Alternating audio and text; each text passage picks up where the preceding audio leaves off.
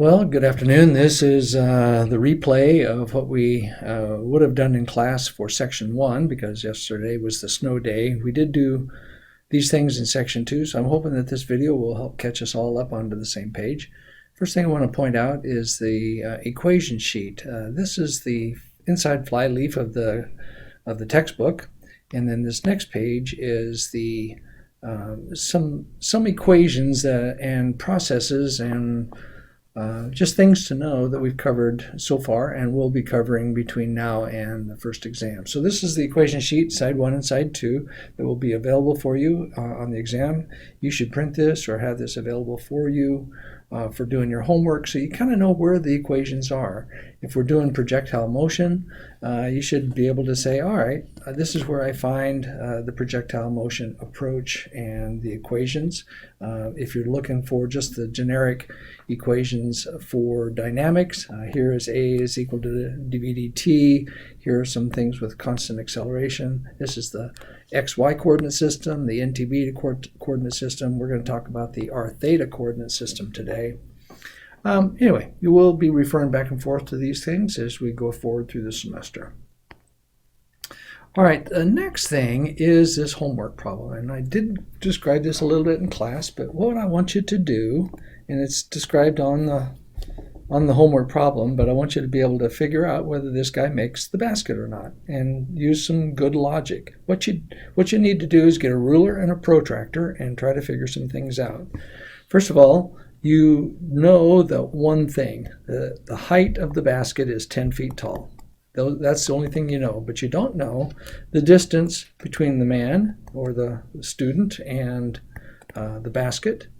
What you do know, though, is that he has fired the ball at a particular trajectory. So I'm just going to draw the trajectory like this, or excuse me, the initial vector of the ball goes straight off his hands, and it would be going up like that. What we see, though, is the trajectory of the ball becomes a parabola after it leaves his hands and goes through that point up there. So you'll need to find some measurements. You need to find out what this angle of takeoff is. You need to find out what his height is there, or the height of the ball.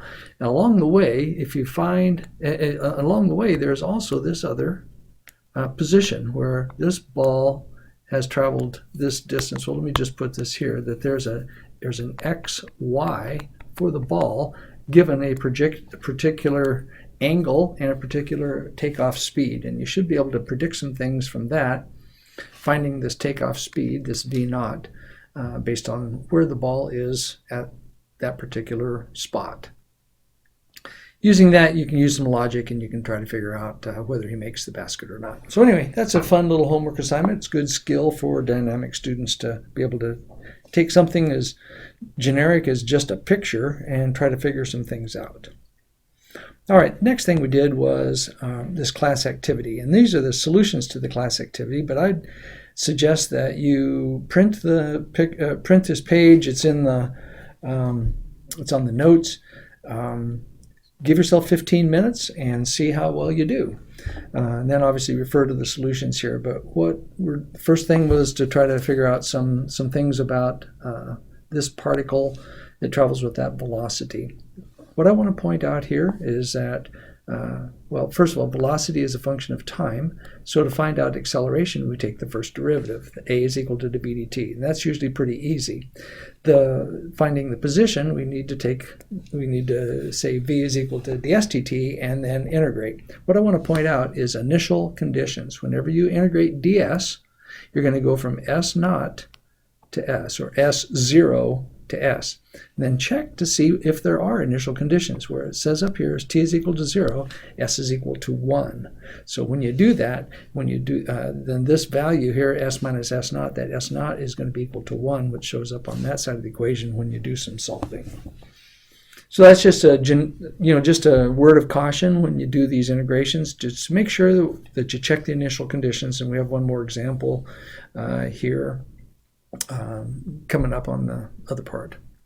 All right, this next one was just a little x double dot, y double dot problem. I'm hoping that people would have some familiarity with the product rule, or excuse me, the chain rule and then the product rule here. Because x was defined as a function of time, then just finding x dot and x, oops, I guess it's x as a function of time. Is that right? Yeah, x here is a function of time. So then to find x dot and x double dot, you just take the first derivative and the second derivative for that. This firefighter is another example of what happens. It's a very kind of similar to the basketball player homework problem, but here we're trying to find out if he gets the water into the window. So set this up with as a projectile motion problem, x and y, using the proper equations. This thing, just to note here, the v sub 0 yt is going to be 80 sine theta, but because it's starting off at a negative, then it is negative here. Because it's going downhill or pointed down, then that ends up being a negative. When you find out, you kind of resolve this and just put this as a generic y, and then compare it to the 20 to see if he hits the window. And clearly, he does not. He misses the window.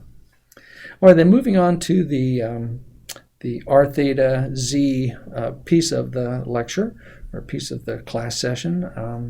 I went through just some things here, but something to note. And most of this is on the video, so I won't have to repeat all of those words, but on the other video that was recorded for this class session. But the thing to note is that the coordinate system travels along with the particle. As the particle moves along a path, the coordinate system is referenced right there, so that r is pointing away from the origin, and theta axis is in increasing theta. What we'll find in these r theta problems is there's usually an angle with an arrow on it so that you can tell which way is positive. So this kind of suggests that positive theta goes that way, and the positive theta axis would be perpendicular to the r axis. All coordinate systems, whether x, y, z, r theta z, and ntb, the magnitude of the velocity and the magnitude of the acceleration and the actual direction of the velocity, actual direction of the acceleration are always going to be exactly the same, regardless of how we describe it. We just describe it in different ways to make it easier to do the math or easier to understand. And I'll show you a little picture on that a little bit later. So what is r theta? Well, r is the position away from the origin. Theta is the angle away from the origin.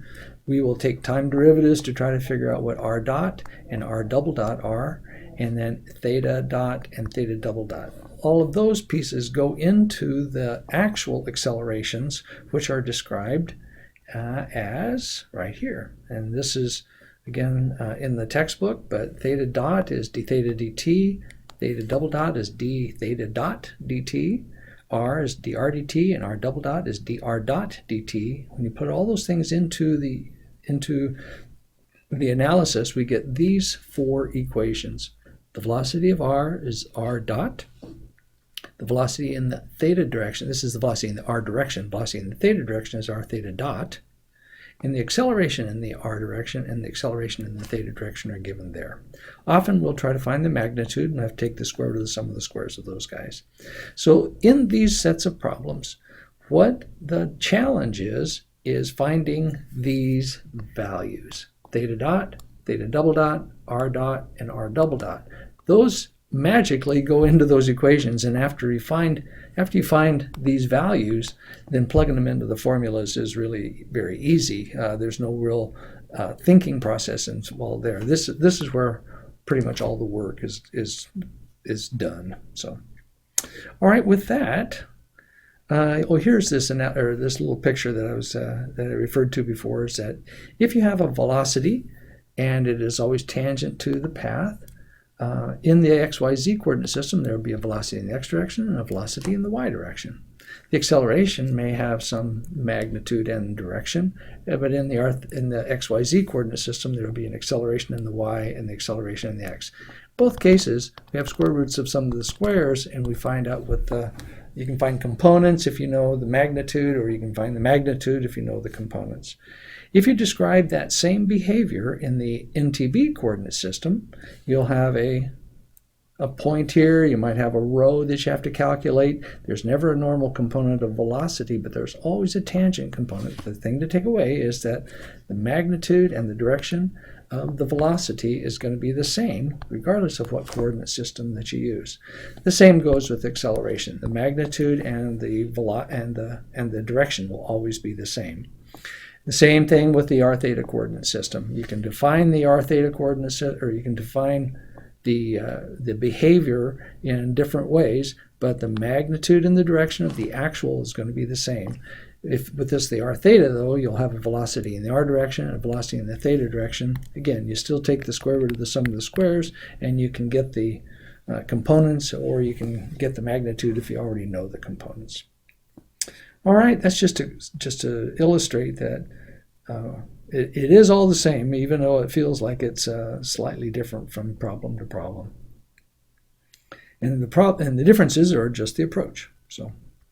All right, which coordinate system should I use with all this confusion? I didn't really dwell on these things, but here's just some example problems and a little bit of explanation. So if you want to know how to find the approach, then just check those things out a little bit. All right, so this first problem is one that I had done on the other video, but we did it in class as well. We changed a few of the pieces just to do a little variety, but what we have here is a slider on a rod. The rod is rotating in this direction, and the slider moves back and forth on that rod with some sort of behavior. And the behavior is described as r dot, meaning the change in position there is 4t squared, and theta is given as, or theta dot is given as 0.6 as a constant. So what we want to do, as I said before, is find theta dot, theta double dot, r dot, and r double dot, and then plug them into the equations to do the resolution. So usually we can start with either theta or r and do some derivatives or looking at some things, and sometimes it doesn't matter, so I'm gonna start with r. And what I'm given is r dot is equal to 4t squared. I know I'm going to have to find r, so I'm going to do it this way. I'm going to say r dot is equal to 4t squared, and because r is a function of time, I can do r double dot really easily, and I'll just call that 8t. Now to find r, I have to integrate, and I know that r dot is equal to dr dt, and to find r I have to integrate into that, and r is equal to r dot dt, which is equal to 4t squared dt. And now I have something I can integrate on both sides, and I'm going to integrate this from, get back to my color here, r naught, or r0 to r, and then from 0 to t.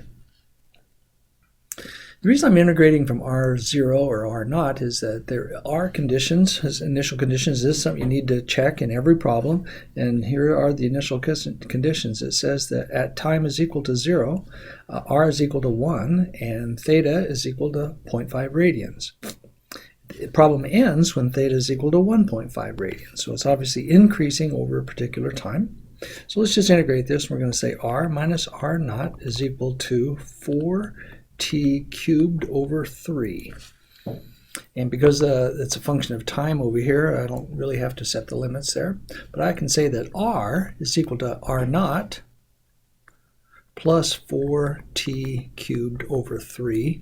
And r naught was given as 1, and I still don't know the time. 4t cubed over 3. All right, so now I have a definition of r. I've got some r dots and r double dots over here.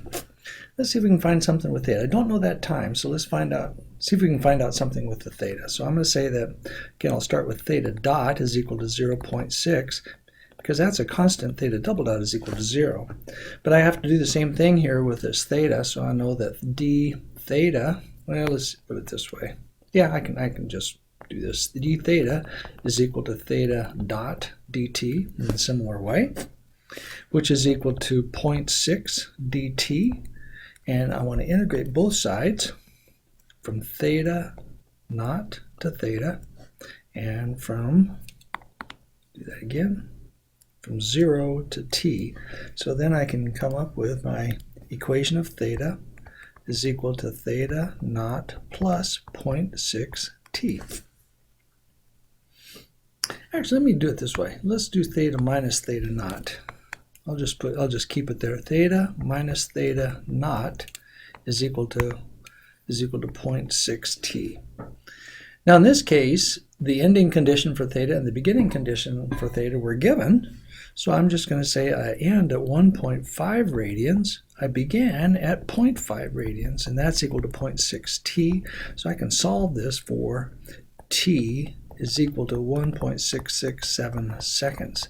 Now I have something that is useful, and I can plug that into my R equation. So what I'd like you to do is kind of set this up as a table so I can read the numbers pretty easily, but we're just going to say that now I know my ending condition, at t is equal to, let's put it this way, now where t is equal to 1.667, I can say theta is equal to 1.5, theta dot is equal to 0.6, theta double dot is equal to 0, and I can resolve R, and that's equal to 7.172, and R dot is equal to 11.11, and R double dot is equal to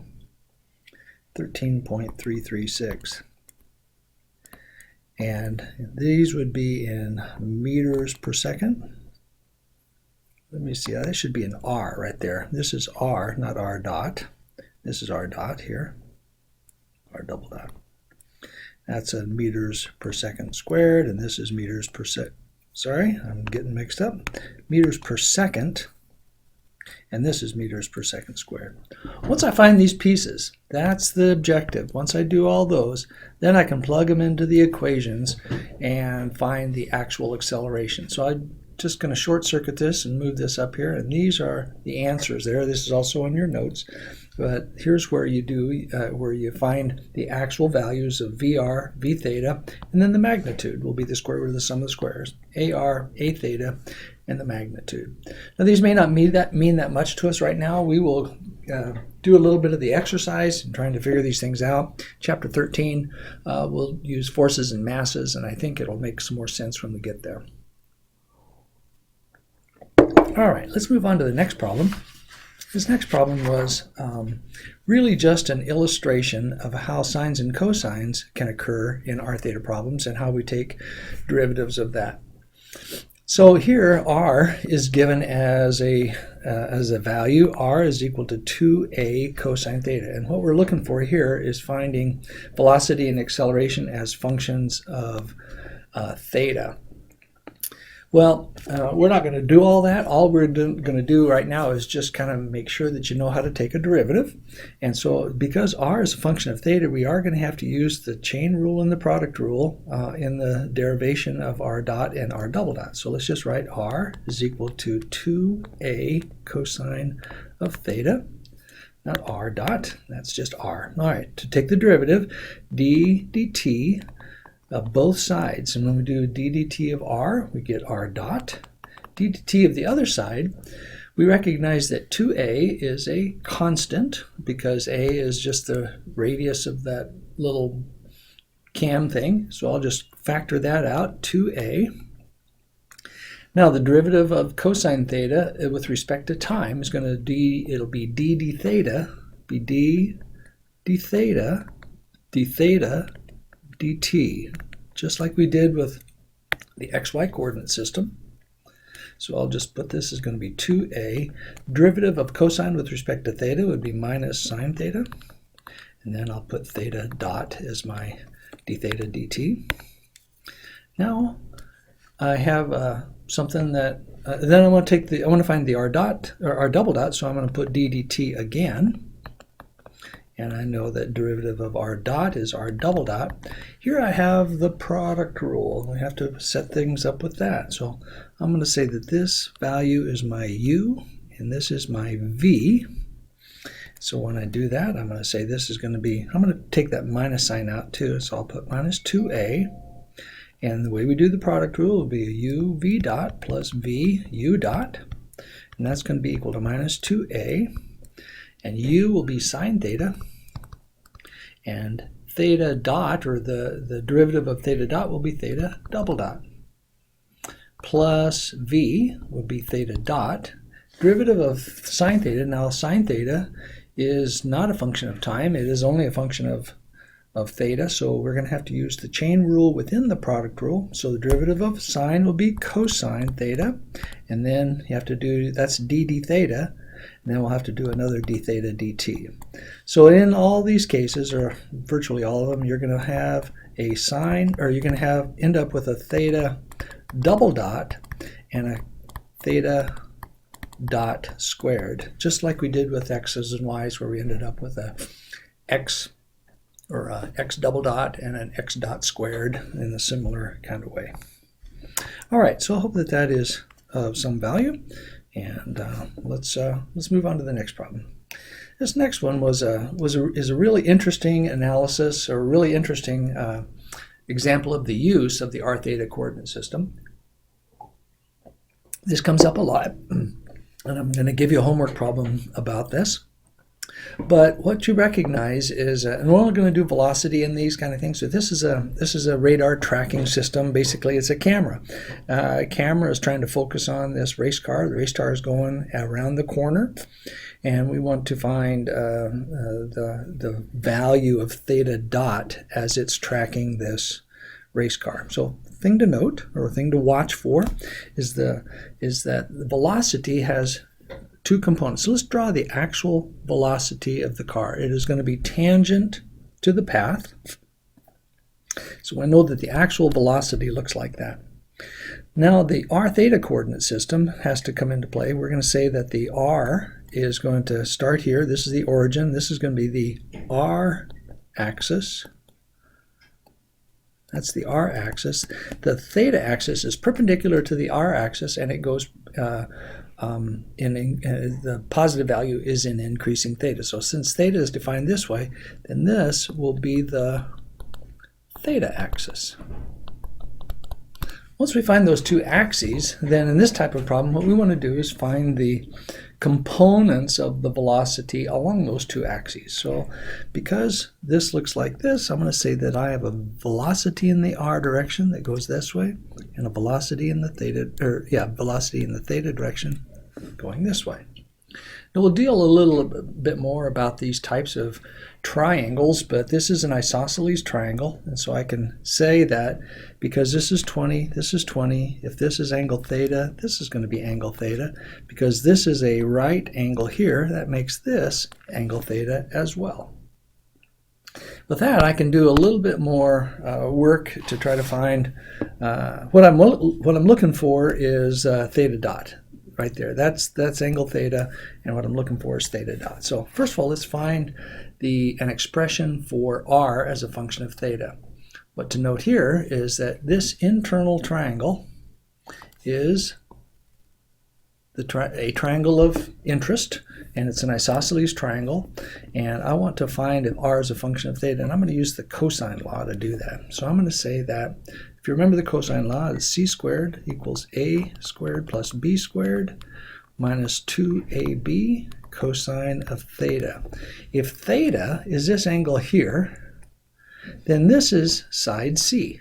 So what I'm going to do then is just put it this way: 20 squared is equal to a squared. Here the two sides, a and b, don't really matter. You can mix those up, but I'll just say that that's going to be 20 squared plus r squared minus 2 times 20 times r cosine of theta. Now I have r as a function of theta. I can just simplify this a little bit. Because I have 20 squared in both sides of the equation, I can subtract 20 from both sides of the equation, and that goes away. So then I have then I have r on both sides of on both terms that are left. So I'm going to take that r and that r and cancel those out. And now I have a function that says that r is equal to 40 cosine of theta. Now that I have r as a function of theta in that form, I can easily take the derivative so that r dot is equal to 40. And here I got the chain rule again, so the derivative of cosine is negative sine theta, theta dot. All right, just like we did in the previous problem. And now I have r as a function of theta and r dot as a function of theta. And it looks like we have something there. Again, I'm looking for theta dot. I don't know what r dot is yet, but I can look at this triangle a little bit. And the triangle is helpful to give me just a little bit of interest here. I can know that VR is going in this direction, in that direction. And let's see if here's what we know that the velocity of v, the actual magnitude is equal to 30. So I can use just trig, and I can say that VR is equal to 30 sine of theta. And if I know, and that's equal to r dot. That's what the velocity of r is all about. It's equal to r dot. Plugging that into there, and I can solve this for theta dot. So when I plug VR into r dot and set that equal to each other, then I can solve that for theta dot is equal to 0.75 radians per second. All right, there's actually one more way you can do this. You can do this from the v theta standpoint. And so if I do that, I can suggest that v theta is equal to, going back up here to the picture, v theta is equal to v cosine theta. And v theta is also equal to r theta dot. And so I can say that v is equal to 30 cosine 30 is equal to r theta dot, and r at r equals, what did I solve that for? R is equal to 40 cosine theta at this point in time. So if I go back up here to the picture, at this instant, r right here, r is equal to 40. Here it is, 40 cosine theta from my law of cosines. R is equal to 40 cosine of theta. Plug that into there, and I can resolve these two equations, and I can still get theta dot is equal to 0.75 radians per second. So both ways are valid. I really want to emphasize this way of doing the derivatives because that's a good, powerful technique. All right, let me do one more for you. This was not on the published notes, but this is a similar kind of radar tracking kind of problem. I call it that in a generic way, but really what we have here is we have this little particle inside these two sliders, and as that mechanism goes that way, it forces the particle to go straight up. And so we know that the actual velocity of the particle goes straight up. And because this is an r theta system, I can say that r points out from the origin, and theta goes perpendicular to the r-axis. And I know that v is actually composed of two components. It's going to be a v in the r direction and a v in the theta direction. And I know that the square root of the sum of the squares of those two guys is going to be equal to the magnitude of the velocity. In this case, what we're looking for is we're looking for the velocity. I'm not going to worry about acceleration right now. Just want to focus on the velocity. And we can say that once I do that, I can say that this r, because this is an angle, I can say r is equal to 4. Well, let's put it this way. Let's do this. R cosine of theta is equal to 4. That's this little right triangle right here. So r cosine of theta is equal to 4. And I can set this equal to, or divide by cosine. I can say r is equal to 4 over cosine theta, which is equal to 4 cosine theta minus 1. And the reason I put it in that term is so it makes it a little bit easier to take a derivative. What I want to do is find an r dot here. And because r is, so I can do d dt here of both sides of the equation, and I can say that's equal to r dot. Now, on the right side of the equation, this is of the form, and I'll put, let me just put here, I'll put 4 cosine theta minus 1 is of the form of u to the n. And the derivative of u to the n, time derivative of u to the n, is equal to, so I'll just put it over here, is of the form of u to the n. Derivative of u to the n is equal to n u to the n minus 1 du dt, which is, that's just a generic chain rule, but I'm going to say that that is n u to the n minus 1. Because this is, u is not a function of time, I need to take a time derivative of that. I'll put u du d theta dt. All right, so that's just a different version or a different way of expressing the chain rule than we've done before. But when I'm going to take the time derivative of both sides of the equation, I'll just put this is equal to r dot, and I'm going to put this cosine to the minus 1. I'll factor out the 4, and I'll say that is minus 1 cosine theta to the minus 2. That's my, oops, didn't mean to do that. That's the n u to the n minus 1 part, n u to the n minus 1. Then when I want to take du dt, and I do that by saying u is equal to cosine theta, so I'll say that is minus sine theta, that's du dt. Then I need to take d theta dot, so I'll say that that is theta dot. And there you have the complete derivative. You can simplify this if you wish, but that is the pieces of doing the time derivative of u. So that's du d theta, and that is d theta dt. Okay, and that's kind of what I wanted to just illustrate there. That'll help you set up for the homework problem, which is an airplane problem. Okay, with that, I think we'll conclude this video.